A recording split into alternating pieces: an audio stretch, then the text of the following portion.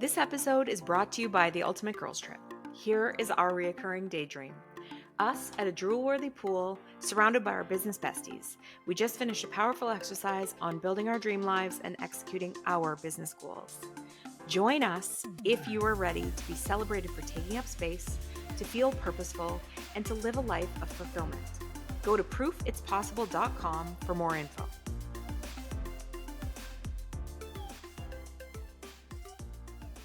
Welcome to Proof It's Possible. Jamie and I are multifaceted entrepreneurs, the founders of the Ultimate Girls Trip, and the hosts of Proof It's Possible. Jamie and I are also sisters, best friends, and complete opposites, but somehow we always manage to stay on the same team. Join us every week to hear our thoughts on all things entrepreneurship, friendship, family, pop culture, and more. Hi guys, welcome back. Thank you so much for being here. We have a very special guest. I'm super excited for this one. This one's the best. So excited. So excited. So we have Mindy Crawford, and she is a human design expert. So Mindy, why don't you start us off and just tell everybody what is human design? Because some people know about it, some people do not. Yes, of course. Well, first off, thank you so much for having me. I'm so excited to be here, so excited to dive in. So in regards to human design was actually created in 1987. So it's fairly new, I would say. It pulls in 4 different aspects of different systems. So it compiles such as astrology, the Chinese I Ching, Kabbalah, and the chakra system. And really what it is it's a self-discovery tool where you can plug in your birth date, birth time, and birthplace. And it basically gives you a bunch of information about yourself. So I say that human design is almost like peeling an onion. There's so many layers of information, such as energy type, strategy, authority, which we'll dig into when we get a little bit further into our conversation and talk about your charts. But it really gives us a permission slip to just act as ourselves. I always like to say that human design it'll never tell us something that we don't already know about ourselves, but it will almost help us polish off, dust off parts of us that maybe we've forgotten along the way, or maybe areas that we've been conditioned to think a certain way, but that isn't really aligned with who we are. So it really helps kind of take all that away, remove the shoulds, remove the expectations, and help you move in alignment with your true self. Amazing. So how did you get involved in this? What's your story? Yes. Okay. So it really kind of goes back to my jobs. I have always done certain jobs. I've worked for corporate, for small business. I recently worked for Jillian Harris as her digital marketing director for 7 years. And then I had a baby.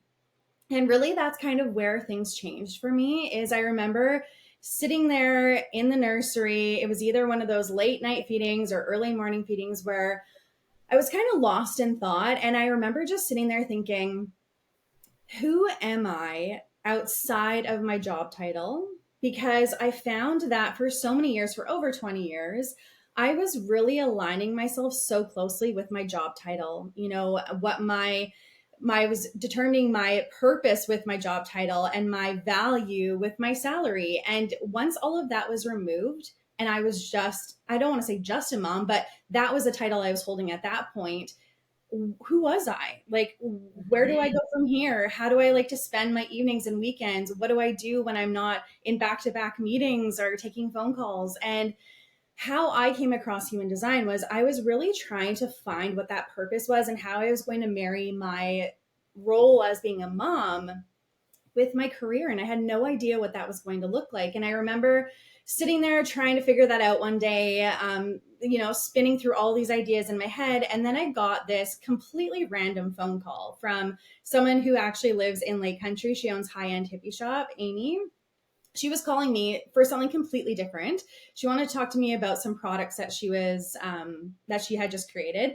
And all of a sudden she started talking to me about human design. And I felt my gut immediately light up to this, which is interesting because it's part of my chart, my strategy. And so as soon as she said that, something in me was like, you need to look into this. You have to explore this a little bit further.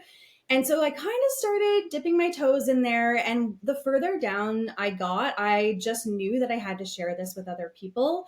And it felt like a path that I needed to follow. And so when my maternity leave came to an end, I was faced with the decision of, where do I go next? Am I able to move back into the role that I was in? I knew in my heart, in my gut, that I didn't have the capacity to do so because I had my little one at home with no daycare. And I was just, my inner knowing was telling me it's time to just try something else, like lean into this human design thing. And that's really how all of this started snowballing. And I knew that if I wanted to live my design and move in a place of alignment, that I had to follow those little nudges. And that's exactly what I did. And it led me here. Amazing. Okay, so what is your human design? Can you like quickly summarize? Yes. I know there's a lot to it, but like, can you give us like the Coles notes? Like, or how does it show up in your life even? Yeah. You know, for like in like layman's terms, like yeah. For sure. Okay, so I'll kind of mix your charts in here too, if you're okay to go into that. That would be amazing. Okay, so human design. So what I like to start off with is looking at your energy type in human design. There's 5 different energy types. And Dale, you're a generator. I'm a generator as well. Jamie, you're a projector. So I'll tell you a little bit about that, what that means. So your energy type is really how you're meant to show up in the world. It's how your energy flows. So it's a really great idea human design is meant to be embodied. So you're meant to just absorb this information, take what feels right, and then start experimenting with it and see how it feels for you. So as generators, our main purpose and our main goal is to do things that light us up. When we do things that light us up, it's like we get this huge download of energy, and all of a sudden our battery, so to speak, is filling up, and then it spills out of us and helps to lift those up around us. So that's where we get this generator term, is that's really what we're acting like. We've got this fuel within us that just bursts out of us when we're doing things that really get us excited. We also have this just consistent energy where we can just go kind of all day long. We are kind of notorious for taking on too much, because it's like, oh, I can just get it done. Let me pile it on. And then all of a sudden, Okay, so far we're nailing it for Dale. Yeah, okay. Perfect. And so that's the thing, is we need strong boundaries, because yes, of course, we have the energy to do all these things, but if we're closing ourselves off, we're almost putting blinders on, and we're not really tapping into that source of energy that we have. So when we can make room for things that really light us up, that's where we get that sudden boost of energy, and that's why it's so crucial for us. For a projector, projectors are really like the natural guides, leaders, teachers, advisors. Projectors are really amazing at seeing things from almost a bird's eye view. So you really can see the processes of things, how things work. Projectors don't have that same consistent source of energy like generators do. So you may find that you have a potent 2 to 3 hours in a day where it's like, I can get in there, get stuff done, and then boom, that energy's gone. We literally just had a conversation about how I'm like, I have a rule, like, don't speak to me past 5 p.m. about work-related tasks, because I have nothing left. I only am effective and good at doing things like work-related within my business from like 4 a.m. to 9 a.m. And like 9 a.m. is being a little generous. Yeah. If I'm being honest, it's probably till 7 a.m. Yeah. And I have nothing left for it for the rest of the day. Totally. And that's just so in line with a projector. Projectors really need more rest than the other energy types, specifically generators, because we've got this potent energy, but projectors really need to kind of sit back, look at things, observe. So it's a really good idea, especially those in business. You know, if you're an entrepreneur, if you are working in a business, it's a really great idea to not schedule things back to back. So allowing yourself a little bit of break in between, if you can add that, whether that's 5, 10, 15, 20 minutes, that just acts as a little safety net for you. So if you're feeling really depleted after a certain task or meeting, you have that time to kind of just sink into yourself, maybe disconnect, go outside for a walk, because it brings you back. It almost fuels you up a little bit. If you have the back-to-back things and you're trying to operate like a generator, that's when you're going to hit burnout. Wow. This is also true. It's like, it's actually wild to me how, like you said, oh, projectors like processes. I love processes. Yes. I like write policy and procedure as part of my job. Okay, that is so in line with your energy type. really just refining that and having the ability to see where maybe inconsistencies or inefficiencies are is real a strong suit for projectors. Just having that bird's eye view, right? You're not, and Mhm. you're really about guiding the process as a projector, whereas generators are here, they can just get the stuff done. So it's like, give us the things, we'll get it done, let's do it. There's 5 different energy types in human design, so those are 2 of them. We also have manifesting generators, manifestors, and reflectors. So each of them have their different qualities and their energy flows completely different. So it's so interesting, especially when you've got 2 people who are working together, even on the podcast, how both of you are going to show up differently. Mhm. Oh, for sure. And it's so interesting with this podcast alone, Dale's the doer. Yeah. Yes.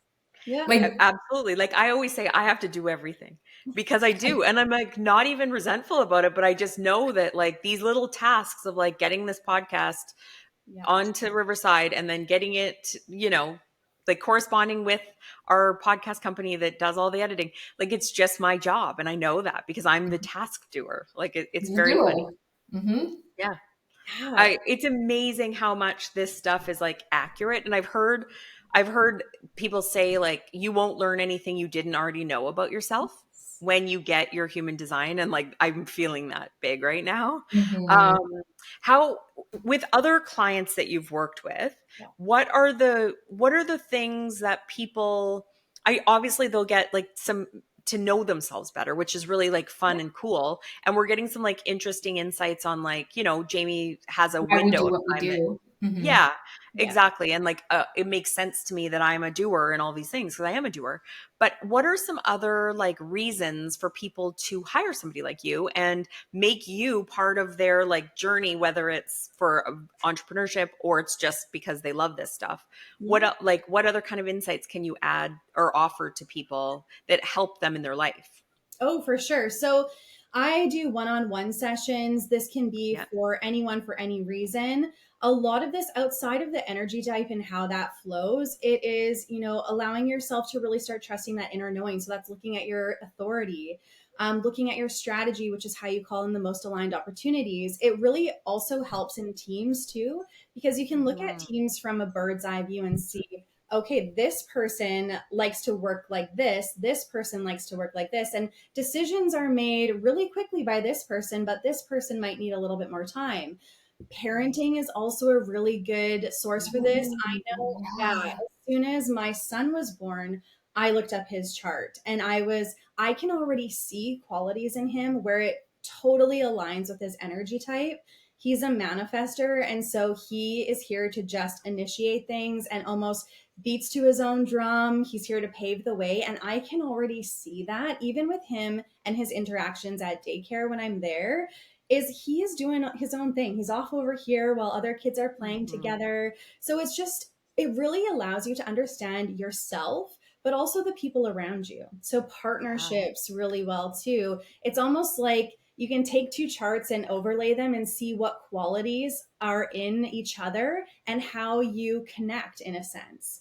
So I'd say the biggest thing here, what I find most people really love about these sessions is tuning into that inner knowing, because in a world where we're faced with all of this stuff happening around us, we try to almost box ourselves into certain ways of doing things and work, certain ways of showing up.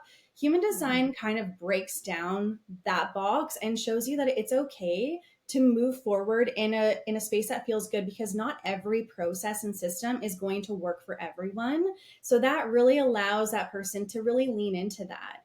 The biggest thing here is, for example, your authority, how you make the most aligned decisions. Jamie, yours is tune into your intuition, and Dale, yours is trust your gut.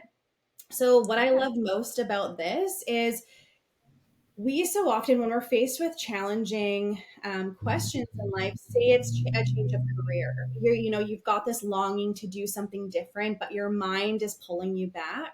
We often try to make those decisions from our mind because that's how we're taught to make the pros and cons list. This is what you should be doing. So now we're listening to those external opinions. But when we can learn what our inner knowing is, whether that is trusting your intuition or trusting your gut, it allows us to remove the overthinking process out of it and really tap into what our body's telling us, because our body knows so much more than we give it credit for. So, just to dig into that a little bit more, tune into your intuition looks like literally those intuitive hits that come in. And trusting your intuition is the quietest authority of them all. So, it's going to come in like a whisper. So it might just show up as almost like a little voice or a little feeling where you get this kind of thing and you're like, okay, I don't know, this doesn't really make sense, but I'm going to lean into it and see where it's going to lead me. Trusting your gut looks like your gut is responding to something. So you're going to get an immediate gut reaction of, ooh, this is exciting, or, oh, this does not feel right. And it's probably not going to come with any sort of rationale, which I think is the hardest part, because we all want to know, if I make this decision, this is where it's going to lead me.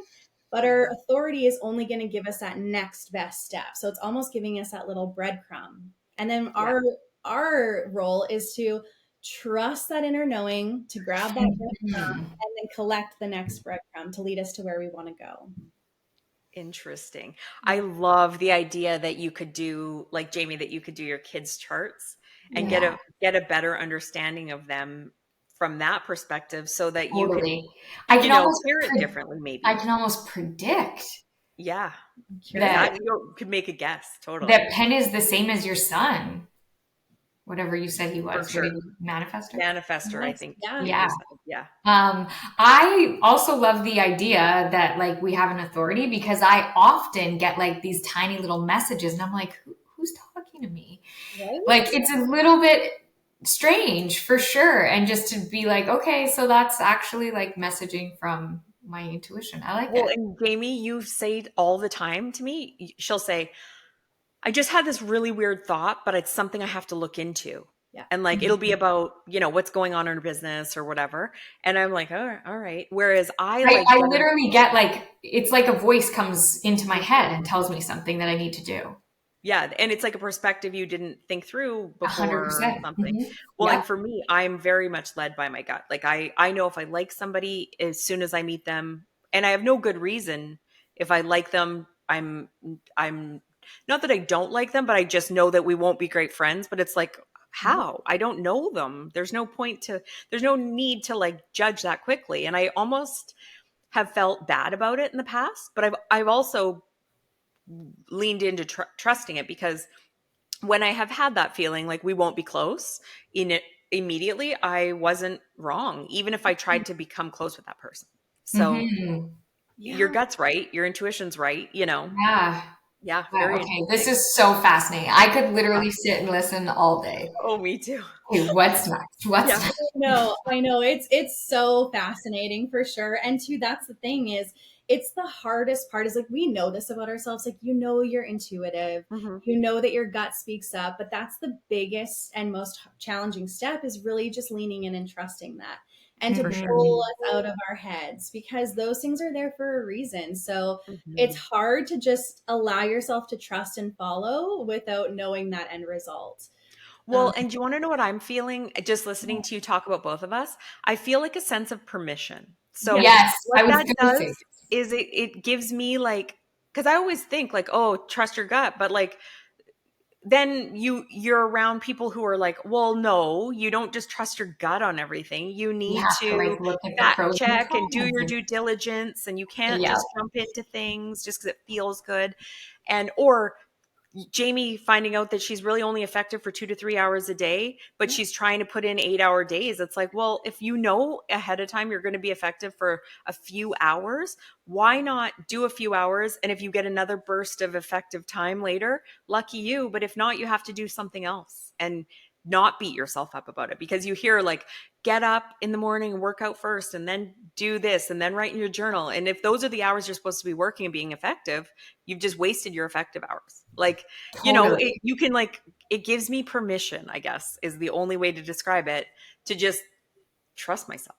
Well, and like, it almost like gives me peace with like the fact that I have done some of these things in my life, like set some boundaries where I'm like, I'm not effective in the evening, and I'm not, like I've made rules for myself that I'm only allowed to do certain types of tasks that are pretty grueling first thing in the morning, because that's when my brain is most active. And I only allow myself to do 2 hours of that a day. And then I focus on something else.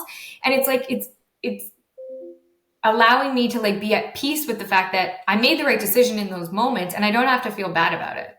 Totally. Because there's times when I'm like, you can do more than 2 hours of work. You're just yeah, you should do more than 2 hours of work, like that we should be doing, we should whatever. Yeah. It sounds like We're constantly, like, don't get me wrong, I put in a lot of hours in a day, but the stuff that really requires like a lot of thought, I limit to 2 hours a day, which is wild to me that you're like saying this about me, you know?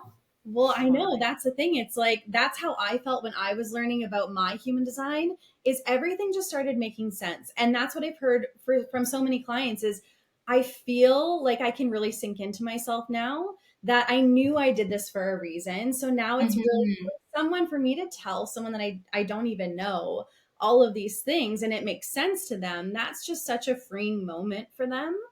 So I love it. And like I said, it's really like an onion. There's so many different layers that we can peel back here. I mean, even with how we call them the most aligned opportunities, that's another layer. Yes. Okay.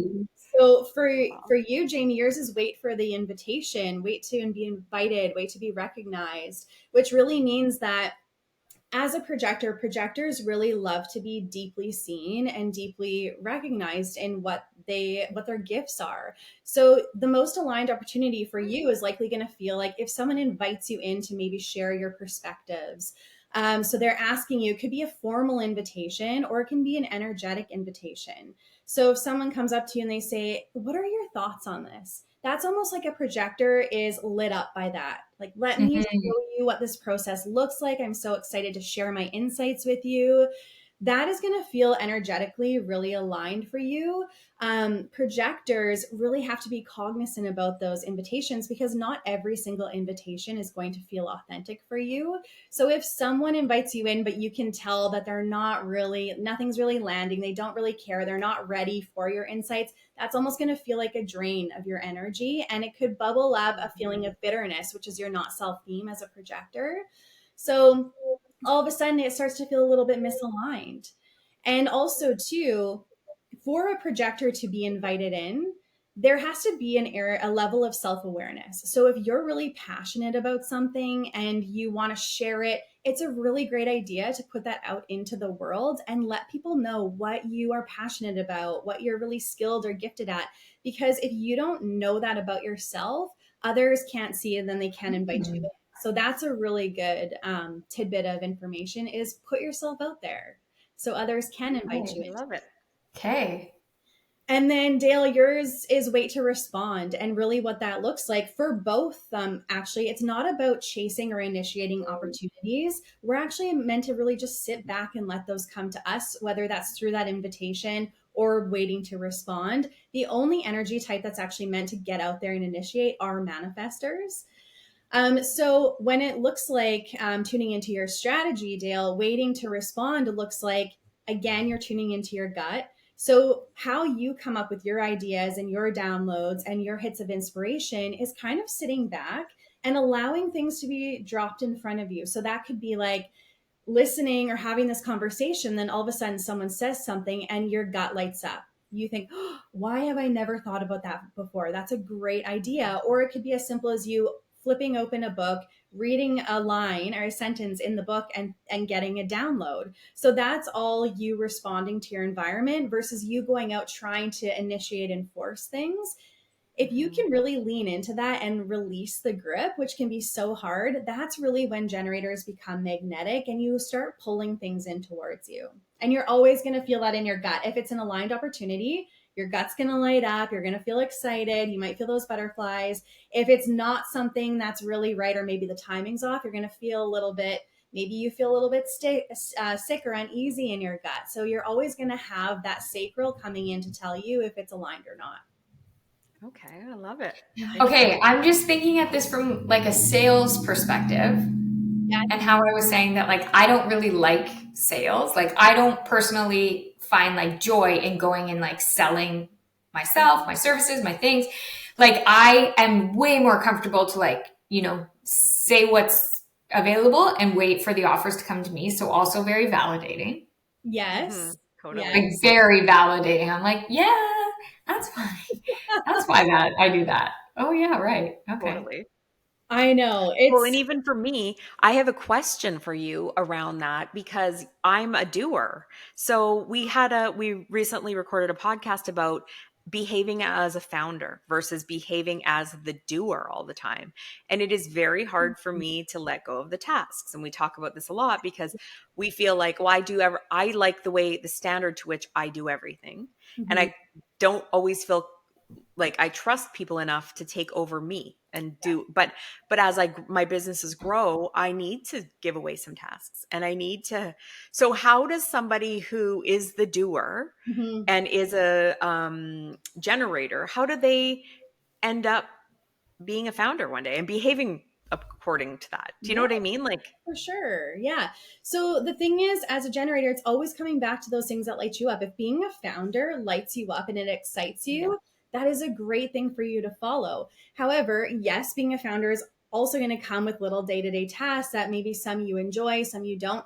The goal here is anything that doesn't light you up, you're going to want to delegate. You're going to want to bring right, something in. And that's the hard thing about a generator is because we know we've got the energy to do all these things, we want to yeah, hold on to them and not let them yeah, go. And so that can be hard to release that because it's like, I can get it done. I know I do it this way. But if it doesn't light you up, it's not doing you any good because it's right, almost sucking that magnetic energy away from you. Whereas if you were to really let go of those things and focus on the things that get you excited, get you lit up, all of a sudden now you're attracting more, you're more magnetic, more things are coming your way because you're in the zone of high vibe, your energy is really high and it's spilling over to everyone else. okay, well, I guess That's why it's you had to give up your accounting. exactly, Yeah. absolutely. You're Yeah. Yeah. draining your energy. Hmm. Yes. There's a list of a couple more things I should probably give up. So this is all also very validating. Absolutely. And that's the thing. That's the thing about embodiment too, is really just experimenting with it and seeing how things feel when you gave up accounting. How did you feel? Did you feel like, okay, now Oh, I've got room to dive into this and I'm excited? brilliant. It was brilliant. Like I just felt free and happy and light and airy. You know, it's the greatest thing I ever did in my business. Like I Yeah. can't pinpoint another thing that got me the joy that that did. Yes. And So, so more of that. Absolutely. mhm. And it's a Right. really great thing too for generators to, if you have a day coming up where you have all of these tasks that you're kind of dreading, but you can't get rid of them yet, for example, Yeah. it's a really good habit to even start your day off with something that really lights you up. So that could be something as simple as enjoying your favorite beverage in the morning, or maybe getting your face outside in the sun. Okay, this is wild. It's like Yeah. this is Listen to our actually last getting 4 crazy. podcasts. It's like Yeah. you have been spying on us. That's what this feels like. I'm like, Totally. okay, so she was in on our last podcast recording. Dale literally talked about how her coffee brings her Brings me joy joy. in the morning. And how I can't go straight to work because I have to do some joyful, easier tasks before I get into the 100%. hard work. Yeah. And said with a little bit of like not judgment on myself, but just, I know this isn't how the 6 a.m. club does it, but it's what I found works for me. Like, Yes. because there is a lot of stories out there and there's a lot of like coaches and things that say like you have to get up and do this routine and it's but it's their routine and it doesn't necessarily feel like my routine. And my routine is really like sacred to me. I love my morning. I love quiet. I love the coffee. I love this easy start to the day. Yeah. Hmm. And that feels right. So I Absolutely. do it Yeah. because I seek happiness everywhere. But And yeah. that's a beautiful Because thing it's with human design is because it, it's part of yeah. yeah, it gets rid of the pressure. Hmm. Yes. I Yeah. love it. Yeah. So when somebody's like, how can someone work with you first and Yeah. foremost? Like, what do you do one to one? Do you do group? Like, what are your offerings? So that, because Yes. I know there's going to be people that are like, get me in front of Yeah, this I want a reading beautiful of my guru. very own. Yeah, Yeah. That's what people are going to be DMing us on repeat. exactly. So I do offer one-on-one readings. It's mindycrawford.ca. So I do one-on-ones. I also offer team readings. So I've done a few with small teams, anywhere from 5 to 9 people, but of course I could do larger ones as well. Workshops, retreats, honestly, you name it. Family readings, I'm just starting to dabble in, which is really exciting. So on my website, I've got my list of services. I typically like to break down the sessions. I've got 1 through 6 right now, just because there's so much information. Like, we are just barely scratching the surface here, even in this chat. Right. So I like to break it down so it's really digestible, which allows my clients to really just take that information in and then start embodying it and experimenting with it. And then when they feel ready, we move on to level 2 and we go a little bit deeper. But I do also offer foundational and comprehensive, which are an hour to an hour and a half long deep dives, but they are a lot of information at once. So it's almost like drinking from a fire hose sometimes. It feels like a lot coming at you. So it really depends on how you like to learn and absorb things. And if an offering isn't there, email too. I've got my contact there. So if there's a certain... What is your email, or sorry, what is your website so that people can find you? It's mindycrawford.ca. Okay. And what's your social? Yeah, your socials. And my social is Mindy Crawford Human Design on Instagram. So that's the best way, is just follow me on Instagram, shoot me a DM, whatever feels good. Yeah, I'm so excited. I love doing this, and I really want to put on more workshops because I feel like I really thrive in the big group settings too. So more to come. This is amazing. I feel like I could just like do this for 10 more hours and then have every family member come and do it too. Right? Totally. And like, you're my official new guru. So Yes. I'll be just like 100%. DMing you, like, I feel weird today. What? Why? Tell me why. Tell me why. Honestly, anytime. You just let me know. Yeah. Peel that onion, Mindy. Exactly. Peel my onion. Well, thank you so much for joining us and giving us this like cool, informative, like, I feel like you sharing a little bit of our onion peeling, like, shows the people listening exactly what you offer. And oh my God, now I just need to know more. Like, and I hope that, and I love your story that you decided to go from sort of working for somebody else to making your career what you wanted it to be. Cause that's really what this podcast is about. It's called Proof It's Possible, because we prove that women's dreams are possible, whatever that looks like. And you get to design your life the way that you want it to. And we just met you, but we're very proud of the way that you've like designed this beautiful life, and you're putting this goodness out into the world. It's so awesome. Oh, well, it's so awesome. Thank you so much. I appreciate both of you so much. This is so exciting and such a pleasure. So thank you so much for having me. And I am here for any questions. So ask away. Amazing. Okay. Well, thank you so much, and take care. Thank you too. We are so grateful you're here. It would mean the world to us if you'll subscribe to our podcast and YouTube channel and leave us a review. If you want to hear more from us, go to proofitspossible.com to join our mailing list and find our social links so you don't miss a thing. Thanks, and chat next time.